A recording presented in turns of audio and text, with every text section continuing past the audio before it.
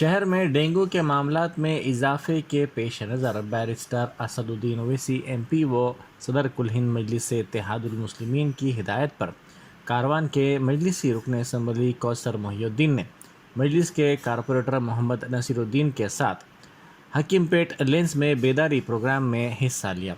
یہ پروگرام ہر اتوار کو منعقد کیا جائے گا، جس میں 10 بجے دن 10 منٹ تک کے لیے ڈینگو اور ملیریا کی بیداری مہم چلائی جائے گی۔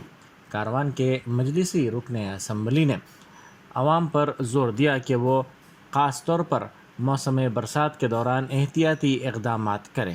GHMC کے انٹومولوجی ڈپارٹمنٹ اور اسٹاف کی جانب سے بھی امراض کی روک تھام کے لیے بیداری پیدا کی جا رہی ہے۔